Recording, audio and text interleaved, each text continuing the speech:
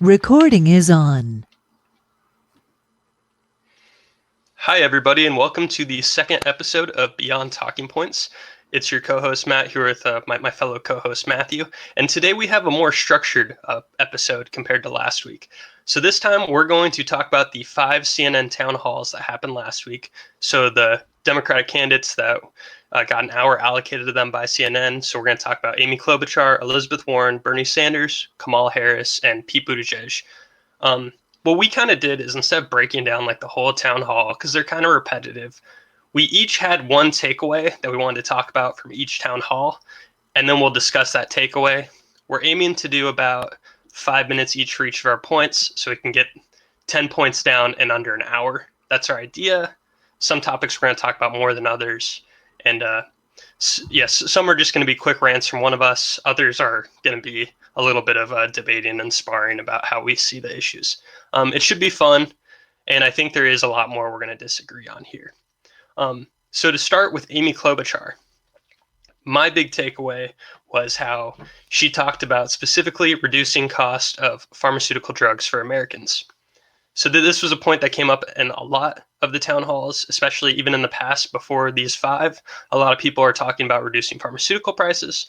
And this talking point jumps out to me in a way that kind of irked me, because I feel like it misses the economic implications of the policy. So the reason why pharmaceuticals cost more in the United States compared to other countries is because there's an economic incentive for it. The way pharmaceutical companies make money is they invest a lot of money in products. Some products don't pan out, some do, and they have a patent on that product, and they profit a ton of money in a short period of time, and that's how they profit off a drug. And I hear these candidates talking about how we need lower prices, we need more generics, and I guess the reason this concerns me is we've heard a lot of discussion about the need for generics and reducing the prices, but they don't talk about if that's going to disincentivize more innovation. And I guess that's one of those unspoken concerns, that they act like it's all good, it's easy. We do what people in Europe are doing. They have low costs for a reason, but they don't talk about why the costs are high here. And I think there's going to be some unintended consequences for this policy. And that's kind of been a concern for me hearing Klobuchar bring it up, even though she's more moderate on healthcare than the rest. That was kind of a sticking point. I'm going to toss it over to my co-host, Matthew, see if he has anything else, or if that was just a rant of mine, and then we might move on. Thank you. I don't have much more to say about that point, although it does tie into my takeaway, my main takeaway from it somewhat. Amy Klobuchar is the only candidate running at the moment, from what I understand, that is against Medicare for all. Now, I'm not exactly what you'd call a single issue voter, but healthcare is very important to me. And I just cannot understand why we're still having this debate of, is healthcare a right? Is it not a right? Is it a privilege? It seems to me that we need to get past this as a country, because you mentioned how pharmaceuticals are run differently in Europe. So is healthcare in general. Many European countries have universal healthcare. And as I say, I think it's a right, because you can't live your life without healthcare. You could try, but you will get sick one day. You will need medical attention if you want to live a happy, healthy life. Let me know when the 5 minutes is up. I don't want to go overboard. Well, so I want to push back on that. And I figure that since these two topics intertwine and it's Klobuchar, we'll just do 10 minutes in total. So I'm keeping track. But one thing I did want to say is So I would push back on some things you said there, but the point that I was kind of getting at with the pharmaceuticals, and I think it does tie into Medicare, Medicare, Medicaid for all, is I think the Democrats are well intentioned. I don't think they're bad people. I don't think they're trying to necessarily control everybody's lives, but I think they miss the trade-offs on these policies. A thing that you hear from conservatives a lot when you talk about Medicare for all is how the reason why so many inventions happens and so many a lot of innovation happens on the medical side in the United States, and there's a reason for that. You take away a lot of those incentives when you make it so the government is funding all of it.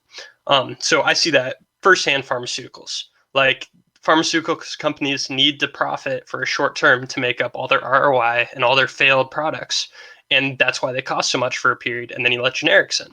It makes sense, and it sucks for people for that time period, but the business isn't sustainable otherwise. So when I hear people talk about Medicare for all, you can argue it's all right, but I just don't think that takes away all the disincentives you put into a system once you make the government run it and you take it away from private parties. That's just my initial pushback. I feel like it's good intention, but I don't feel like it actually will work on the large scale that is the United States for a lot of those reasons. Yes. I would also say I don't think Republicans are I don't think Republicans are trying to keep healthcare from everybody. I'm not again, like I agree with you in this on this point where we shouldn't demonize the other side.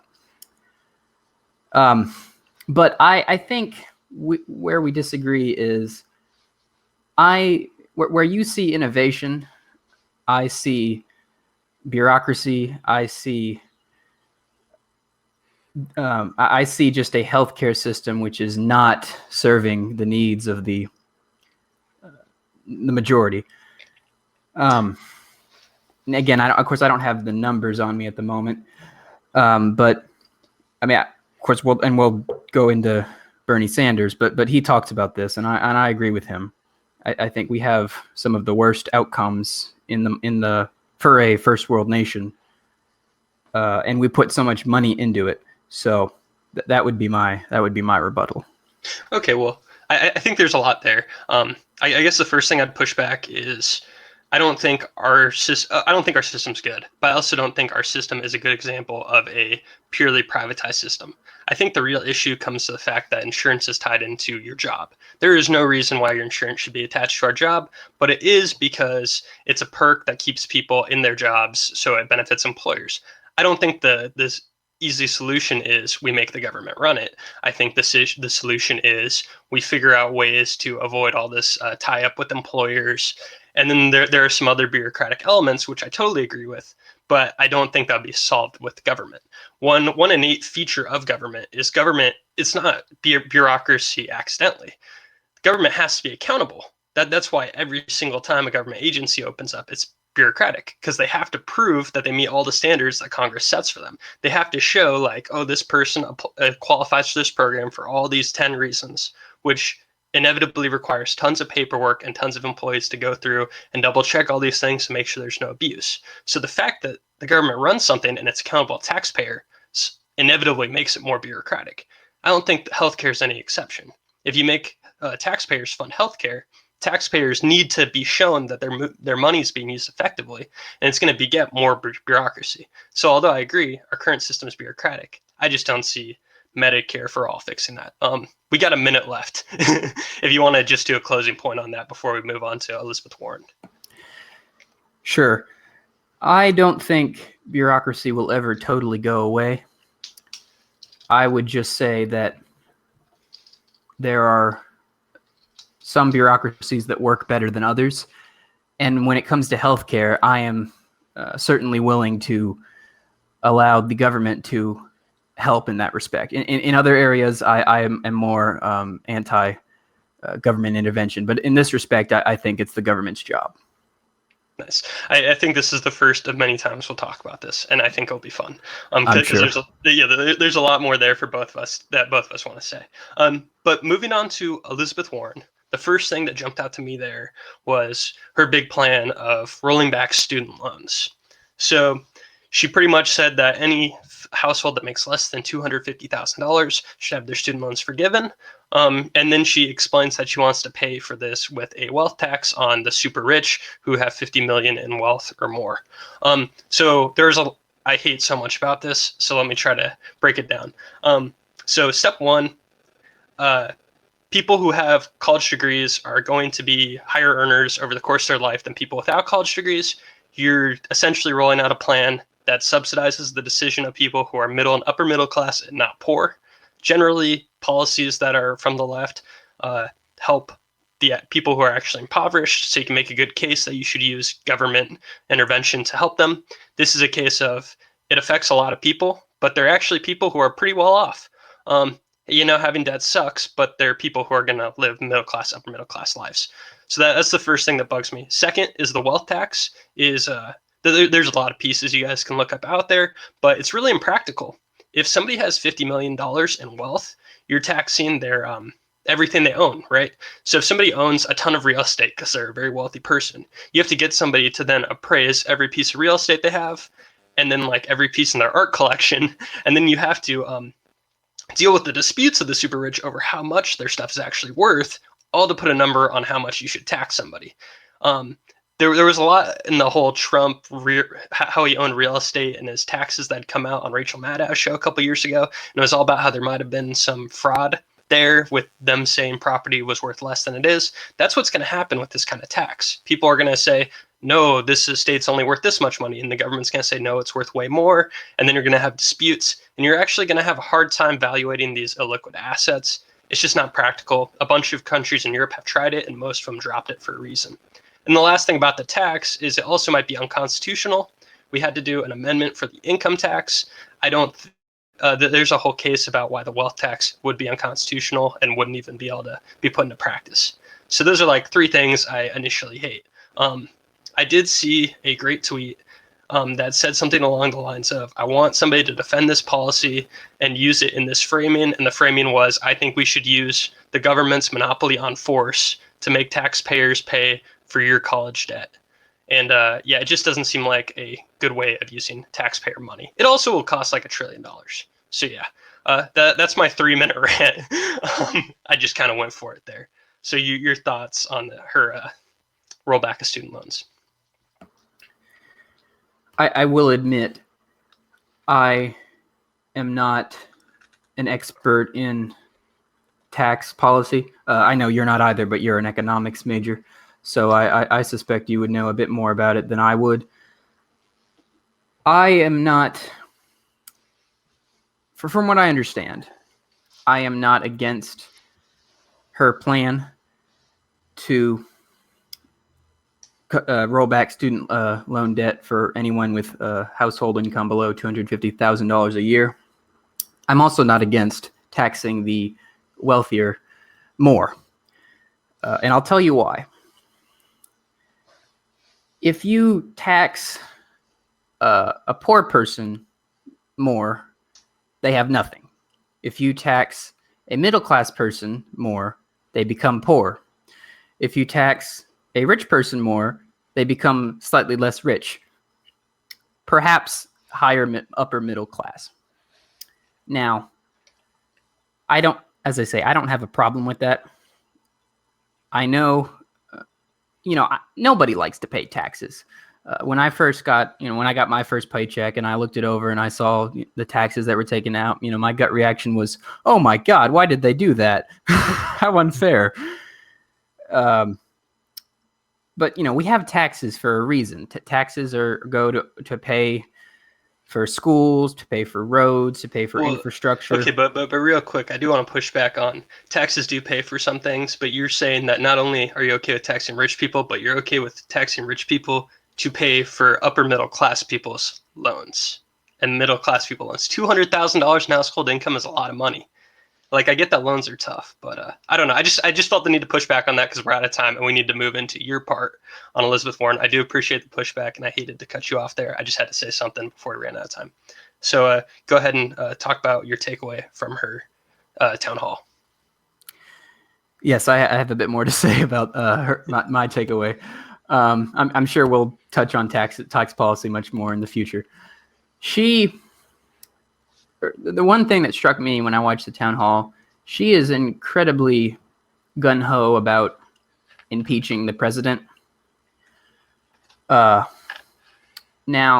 I am not the president's biggest fan. Me neither. For the record, I'm not either. Yeah. But I think, and I could be wrong about this, but I think it's bad strategically at this point. I think the Democrats need to focus on getting him out of office in 2020. If they fail at that, I would be more open to a question of impeachment. But I even then, I'm not sure I would want it. But I just think it's bad strategically.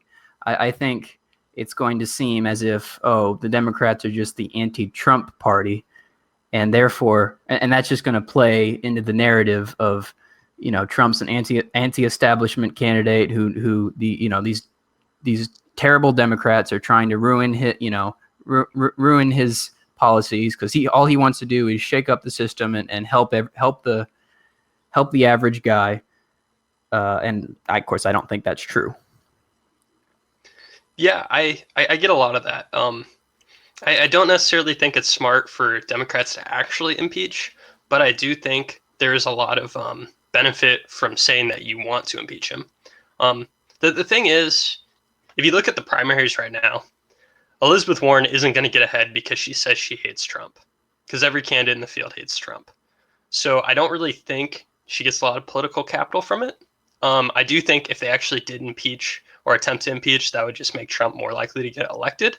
Because because you're going to fire up his base even more than they already are. A lot of people who are in Trump's base are pretty down on him in the sense that he hasn't, built a wall and done a lot of things he's promised. So for that reason, people in his base aren't super fired up about him, and then the people will only turn out to vote for him if his opposition just fires them up. So a way to fire them up would be to impeach the president for obstruction when they can't prove collusion. But yeah, this isn't something I feel that strongly about. It's more of a political analysis than it is actual policy. Should I say it a little more, or are we out of time? No. If you have more to say, go for it. You got like a couple of minutes. I it's not. It certainly isn't policy. There's nothing to disagree with there. And I agree. It's not. Obviously, every Democrat doesn't like the president. Do you want to move on? I think. Oh, okay. Go ahead. Sorry. Let me just say one more quick thing, and then we can move on. I think that. I mean, it might seem in the short term, it might seem as if the Democrats would gain something by saying this, but I don't think that's true. I think it will certainly hurt them in the long term. I'm not even sure it's going to help them in the short term. Gotcha. Okay, so now we're going to move on to Bernie Sanders town hall briefly. So the thing that I wanted to talk about was first off, the town hall felt like a greatest hits tour for Bernie Sanders. That's how everything he does feels like now. But the thing that broke news is the thing that I want to talk about, especially it broke news on the right, was him saying, he essentially was asked, do you think prisoners should vote, and including the Boston bomber? And then Bernie Sanders pretty much said, unfortunately, they're horrible, but yes, they should vote, and they should be able to vote from prison. And he essentially framed it by saying, if voting is a right, then you can't take away their rights, so they should be able to vote. Which at first I thought that was interesting. I think the whole thing about voting being a right or a privilege is kind of a debate. I'm not a big defender of democracy in general, because I think democracy has a lot of downsides. I think democracy is truly the least worst form of government. So I initially didn't really care about this, but then I thought about it for like 30 seconds, and I had the thought, well, if somebody is thrown in prison, aren't they already deprived of a ton of rights? So why would voting be any different? You're put in a cage essentially, and you can't see your family, and you can't go outside for more than an hour a day, and you have to, and you can only read like books in their tiny library. It's like, sounds like we've already deprived them of a lot of liberties. I don't feel like voting is a very big difference than being thrown in a cage. Like that being taken away is, that much of a gap. So his argument of it's a right, so you can't take it away, seems kind of ridiculous to me when you consider that being imprisoned is being deprived of your rights already. So yeah, I thought that was very substanceless. It seemed like he said something very stupid for no real reason, and then it's just going to be in 100 attack ads for the next 2 years. So yeah, did you have any thoughts on that? I admit I am agnostic on this point. I'm not sure whether prisoners or whether everyone uses the Boston Marathon bomber as an example, whether the Boston Marathon bomber should be allowed to vote or not. I will take Kamala Harris's line. I'll say I think it's worth having a discussion about it. I'm not certain where I fall on the question, but I think it's certainly worth asking. Yeah, I mean, if the whole strategy is to say ridiculous things like this in order to compromise and then make it so nonviolent felons can vote again, then it's a smart ploy, because I think you can convince a lot of people that nonviolent felons or like people who have felony drug offenses should be able to vote if they didn't harm anybody. Although then that raises a lot of questions of, do they only have a felony drug offense on their record because they plead down from like an assault or something? Because a lot of times they plea, and then that's a whole confusing territory that you can get into. But like, if you're telling me that a rapist should vote from their prison cell, that's just a tough sell for me. But I don't think it is a principled conversation, which is why there is room to actually debate over it, which is a valid stance, I think. Because there's no reason to automatically say no or yes. But yeah, I just feel like this got a lot of airtime that was unnecessary. But do you want to move on ahead to your takeaway? Yeah. I think Sanders is trying to be as inclusive as possible, and this might have been a time when he put his foot in his mouth. But moving on to the what struck me most about it is really what is at the heart of his campaign, which is at the heart of his campaign is the question: what should we do about the massive income inequality that we face? Now, this goes back slightly to Elizabeth Warren's point about student loans, but it goes far beyond that, of course. Let's see here. He said, well, I don't know if these numbers are exactly true, but I'm just quoting him. He says there is something wrong when the top 1% owns more wealth than the bottom 92%. And he also believes there's something wrong with billionaires being allowed to spend unlimited amounts of money on candidates. The Mayor Pete Buttigieg, however you pronounce his name, he also brought this up. But I think it's a point that Sanders has been driving home, I think, far longer, because he's obviously far older. But I agree with him. I think there's something has to be done about this massive income inequality. It can't go on. I don't think. Okay. Well, we talked about this a little bit when we talked about Ray Dalio on the last episode. And I kind of staked out my stance as the income inequality, I think, is a bad phrase, because I think it confuses I feel like it takes a real problem, which is poverty, and it implies that poverty is at fault of the rich people. So by framing it as income inequality, you're saying the issue is the disparity and not the poor people at the bottom, which seems like you're taking something that's clearly a problem and needlessly putting it in a Marxist framework. So I find that framing an issue, because I don't think. Can I disagree with you here? Oh yeah. Go for it. I don't think. I agree that we should not be blamed. We should not look at the rich. I mean, we should not look at this as a rich versus poor situation. Oh, the poor are virtuous, the rich are evil. Anyone who's rich or anyone who has a lot of money, obviously, did it because they use child labor.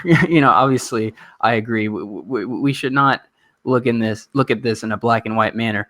So I don't think I don't want to tax the rich more because they're evil. I want to tax the rich more because they have more money. That's the bottom line for me. So the issue that I have with that is he phrases things in a way I find misleading.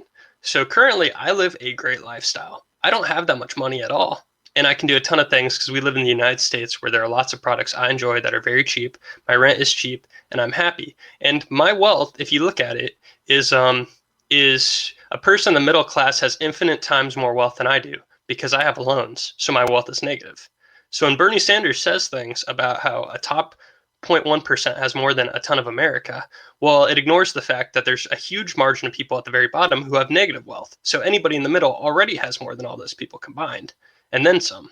So I just feel like his framing of comparing the top to the bottom and using the frame as wealth is completely misleading. There are people who live great lifestyles and have manageable debt, and they have close to negative wealth, and it's fine.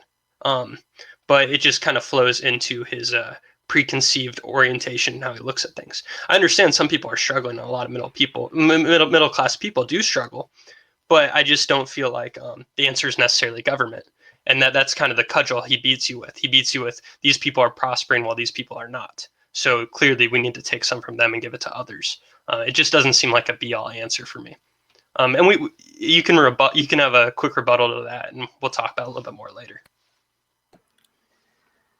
Sure. I think that whatever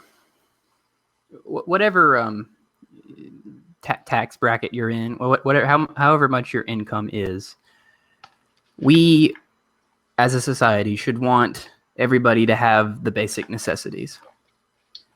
We should, and I'm not saying you don't want that or the Republicans don't want that. I think majority of Americans want that, which is why, as I say, I don't feel bad when I think, oh, if you have more money, you should pay more taxes, because it's going back into society. It's not just going to the government. It should not just be going to the government and the government, hiding it somewhere. The government, not so. Let me put it in a phrase.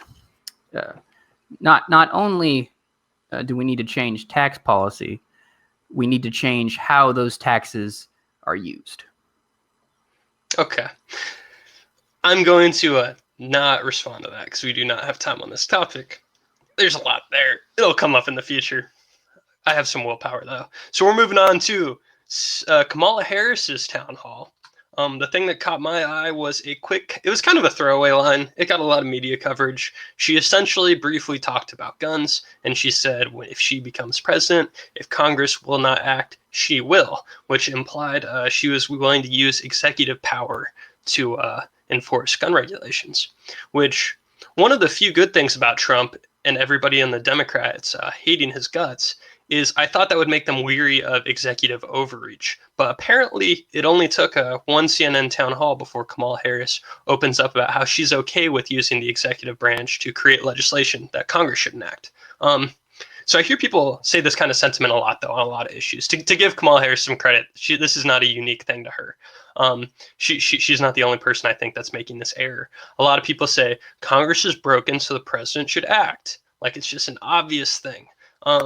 But we have powers clearly outlined in our Constitution, and I don't think one person should be able to act in a way that overrides Congress. I'm one of those people who think I believe that inaction or not having an opinion is a stance. It's a valid stance. That's why I'm not a big fan of making everybody vote, for example. I think not voting is your freedom of speech. You can choose to not vote, and that's how I feel.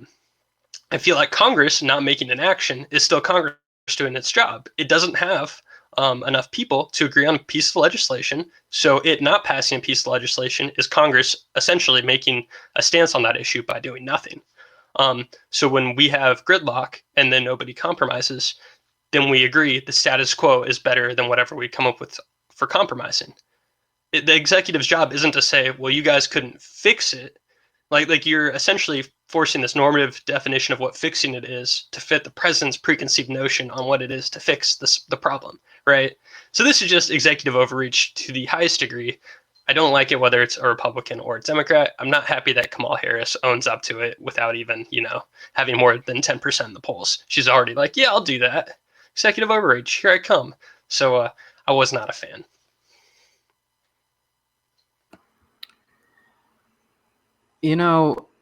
I don't have that much to disagree with you on this point, actually. I think, well, first of all, if you really look at if you study U.S. history, the Senate was almost designed to not get things done. Yeah. It was pretty much designed to be a brick wall because if you look at, I don't have any. I don't have any particular bills on off the top of my head, but if you look at some of the bills how the House has passed, they are atrocious. They are absolutely atrocious, and the Senate has often either refused to vote on the bills or voted against them. So, and when it comes to the executive orders and how much power the president should have, again, I don't have much to disagree with you. I think once again, we have to ask ourselves, how much power do we want the president to have? Of course, the Constitution was also written to be somewhat ambiguous, to be debatable. So that's my stance. Okay, yeah, and just some closing thoughts on this before we move on. It's just that there's this commonplace notion now that, especially with the amount of technology we have that enables transparency, so people know what's going on every day, that gridlock in Congress is a bug, not a feature. It's definitely a feature. I thought it was great because I used to be a conservative and not like a libertarian. And I used to love the fact that there was gridlock during the Obama era because all of Obama's ideas, I thought they were trash. I mean, I still do mostly think they're trash. So the fact that Congress didn't do anything, I was like, this is awesome. They're not going to give him his stupid ideas to sign in. Now that Trump's president, it's weird that Democrats are like, Congress is not acting. Even if Congress was all Democrats, they would piece together legislation and then Trump would veto it. Congress acting would not matter. If Congress was acting now, it would be in Republicans' favor. So the fact that, and then it's also, the whole point of gridlock is so every time a new president is elected and a new Congress comes in, not everything is immediately undone. We have consistency because of this gridlock, which is a nice feature. But yeah, so we're going to wrap up on that note, and then you're going to, damn, the alarm made sound. That scared the shit out of me. And you're going to talk about the thing from Kamala Harris Townhall that struck you the most. Yes. What struck me the most, now this is a very thorny issue, so, and I'm sure we will, as we've said with most things, we will touch on it again in the future. She was asked about reparations. Does she think that reparations are a good thing that should be? Does she think reparations should be implemented? And she basically dodged the question. That kind of annoyed me a little. I mean, she said, we can have a conversation about it. I want to study. I think she said, I'm trying to pass a bill that would implement a study as to whether. Yeah, it was like a bill to make a committee that would study it. Yes. Which seemed to me, the typical politician thing to say. Don't give her answer. Just say, well, we should have a committee. I don't know. Well, I'll just say, I think, again, I'm not an expert on this either, but I think reparations are probably a necessity. I think our country is one of the wealthiest in the world, and a lot of that wealth was built on slave labor. And I think, again, we will never be able to fully compensate or repay for past damages, but I think reparations of some sort would be the closest we could get to remedying the current situation involving race. Okay, so I'm gonna say two things. One, I'm gonna say I'm not for reparations because of all the commonplace conservative arguments you hear. I'm very sympathetic towards them. It's hard to, well, it's hard to punish certain people and reallocate wealth based on things that happened when none of us were alive. I think I understand why people would say that's an issue. I think there's a better argument for a lot of local policy that's happened all across the country that has held back minority populations in different ways. But doing it in a federal way, there's so many difficulties there. So one thing I will say, if you are a fan of reparations, I would point you in the direction of Cory Booker, because in his town hall, he talked about something. I'm a masochist, so I did this thing where I listened to every 2019 CNN town hall for the Democrats in the last week, and it was a horrible thing. I was not enjoying it, but I did it for you guys. And with Cory Booker, he talks about this idea of he wants to remedy the income. Well, it's not the income gap; it's the wealth gap between minority communities and like white communities by doing this thing where you put money into an account for every kid, and then it will essentially, it's a bond, and then every year, depending on the kid's parents' income, you put more money in it, and then when they turn 18, they can use it for things like college and all this stuff. And it addresses the racial issues through the wealth, by looking at the wealth. And then you avoid all the problems. He doesn't say it this way, but this is how I see it. You avoid all the problems of deciding which black people get reparations. You only give it to people who are descended from slaves. Do you give it from people descended in a certain way? I'm pretty sure I heard it was somebody who was half black, half white. They were talking about this issue, and they were I think it was actually, no, Cory Booker did say this. He's descended from a slave owner and a slave, and a lot of things like that. So how the hell would that work?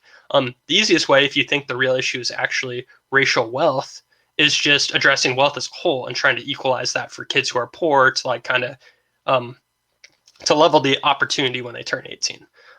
I'm not a fan of reparations, but if you're going to be a fan and you actually think the racial wealth gap is the issue, Cory Booker's plan is the most comprehensive thing that makes sense that I've seen. And Kamala Harris taking that half-ass stance about like we should study it was terrible. It was hard to watch. So yeah, I was just throwing that out there. I haven't watched Cory Booker's town hall, but I certainly will when I get the chance. Yeah, no, I would recommend that for anybody who that thinks that's an interesting issue. If you're going to go about it in the most practical way, that just seems like the way to go, like hands down. Do you have a closing thought, or do we want to move on to Mayor Pete? We can move on. Okay. So I'm just going to real quick talk about a random part from Mayor Pete's town hall, because not a lot jumped out to me after watching so many Democrat town halls. So he made a really bad argument for breaking up big tech, mostly because he framed it in such a poor way. Pretty much, he brings up big tech. He says, all you guys didn't realize they were a monopoly because you get their service for free, but they actually are a monopoly, so we break them up. So the reason why monopolies are an issue is because one company gets to dictate the price of a product, and then they can maximize the price way higher than what is reasonable, but still profit the most. Google clearly doesn't do that to people like me and my co-host because we don't pay anything for Google. We just search. So if he wants to actually make this argument, I'm sitting there, I'm a 22-year-old guy, and it's like you completely missed the way to call Google a monopoly. Google's a monopoly on advertising. They're the majority of online advertising. So he should say, all of you guys love Google, but you don't know they're actually a monopoly. You're the product. And you know what they're doing is they're charging crazy prices on advertising because they have all the market share. So even if you're getting this great product, they're using you and they're profiting off you. That's how he should have phrased it. I'm not even for breaking up Google, but that's how he should have played it. And he just played it in such a lazy way. Like he hasn't actually thought about it. He just knows it's a Democratic Party platform line. So he just kind of said it.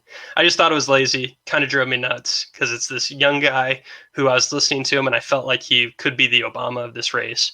And then he just said something that was like a throwaway that he hadn't even thought about. So that's my rant. I don't expect you to have any thoughts on that. No, yes, go ahead if you do. No, really. I don't. Yeah, I don't have. I don't want to say anything where I don't feel I have enough know-how.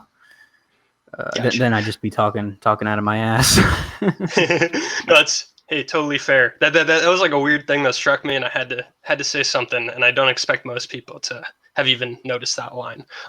Okay, so go ahead, talk about the point that got your attention, and we'll talk about it for more than a bit. It's the last part we're going to cover for this episode. Sure. The part that struck me was when he argued against corporate personhood and against the idea that money is free speech.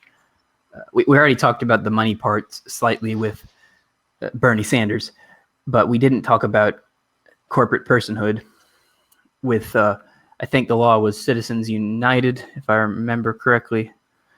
I think that was the law that said, or the Supreme Court ruling that said corporations are people. We probably disagree on this. I'm not certain. Yeah, we do.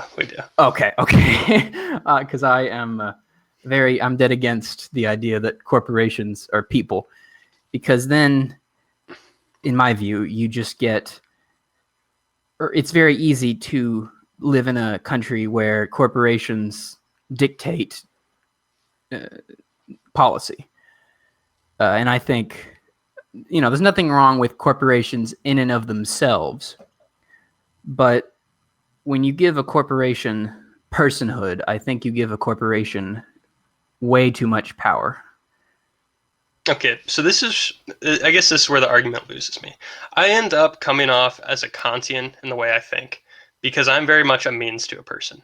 If you're arguing from the ends of the result, but the means strikes me as wrong, then I kind of don't really care because your means is wrong.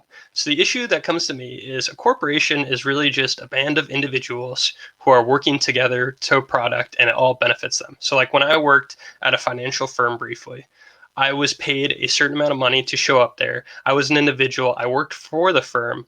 And the firm is really just everybody who showed up to work every day operating under a name. So once you put a restriction on a firm, you're restricting the individuals within the firm. So I see the corporation not as just this nameless entity. I just see it as a group of people. And the group of people still has a bunch of individual rights. So when you say a corporation can't do something because they're not a person, I feel like you missed the whole point of it's just a group of people. You might as well say like 10 people who got together can't do something because it's 10 people and not one. I don't. It just seems like you're allowing yourself to restrict individual rights by saying you're restricting group rights. And honestly, the practical case for it, I see your concern. I do have some disagreements with it. I don't necessarily buy the conclusions that a lot of people on the left are making. Because every time we see corporations involve themselves in things, they get blowback. And I think that with more transparency in our world, corporations are less likely to do anything crazy with their money politically because they'll get blowback from it. So yeah, I'm not as sold, and I think there's a good case that corporations are just a group of people, so they should have rights.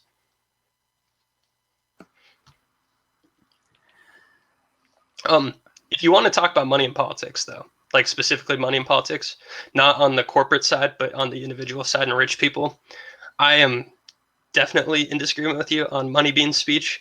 Well, I guess I don't know if I necessarily like the phrase money as speech, but if you have money, I feel like it's your money to spend. So like if I go up to a broadcast station and I say, I really like Bernie Sanders. I love him so much that I want to give you guys $30,000 to air this 15-second bit on your network. And then they go, oh, we love $30,000. That's a lot of money. I should be able to hand them my money and they should be able to put my bit on TV. And I don't see why the government should go, hey, you can't tell everybody you love this person by spending your money. It's this weird ideal that everybody should be able to put the same amount of their voice out there into the ether. But some people are going to automatically have more influence than other people. If somebody has 2 million Twitter followers and I have 10, that guy has more influence than me. I don't think the government should do anything about that. Why does it matter if someone can pay money to get an ad on TV? It's their money. So it loses me. The argument, I don't know, it doesn't do much for me. I think money makes the world go around. as anybody knows, if you want to have a certain level of comfort, you have to have money. If you know, for us to be able to have this conversation, we either we or our families or both had to have the money to get the proper equipment to have this conversation. I don't think that people should be banned from giving money to politicians. I think we need to limit the amount of money that is given to politicians. That is the distinction that I would make, because yes, some people have more money. Doesn't make them evil, but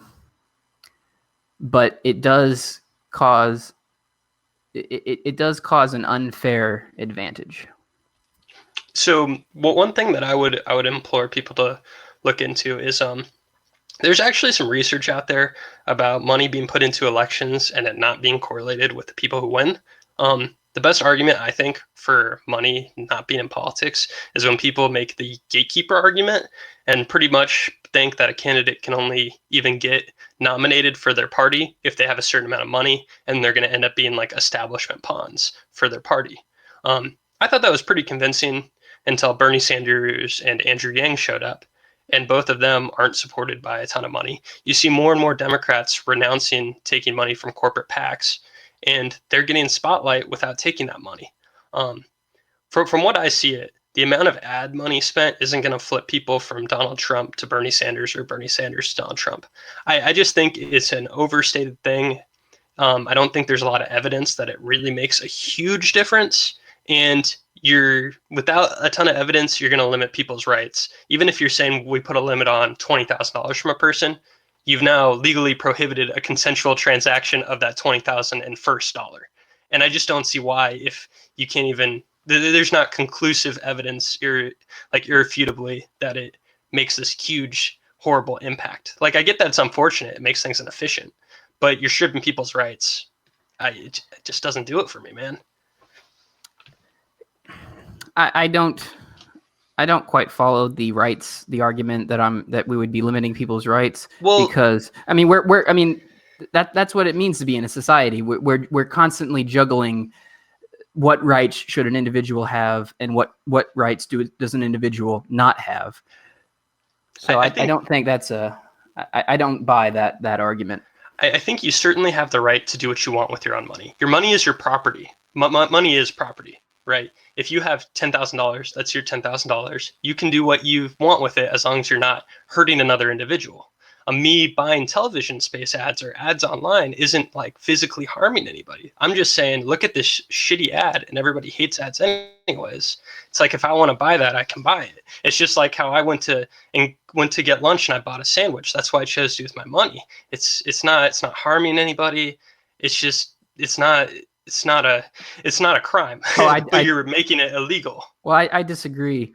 There's a difference between, buying a sandwich or buying this microphone that I got, or spending putting a lot of money into a particular candidate, because who is in power? It's important who is in power. And I think I'd have to look at that study you're talking about, but I do think that money in politics, it's not the only concern, but it is a concern nonetheless. Yeah, it's just one of those things for me, I guess.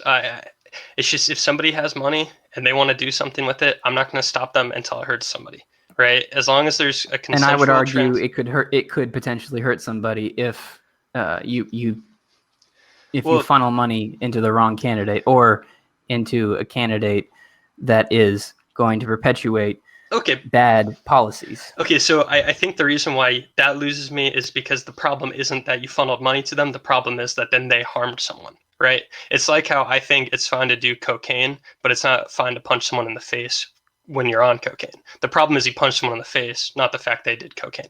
But I think I think it comes down to if you want to define harm more loosely or broadly. If you define harm as, well, then this person changes taxes and now it economically harms somebody. It's a whole thing. But luckily, we spent like 10 minutes on this because we saved time on the less important topics. And that was a fun little back and forth, and we'll touch on it more in the future. So yeah, do you have any closing thoughts on all 5 of them as a whole or anything? Do you just want to, any broad statements you took away? Because I know you watched them all in like a day.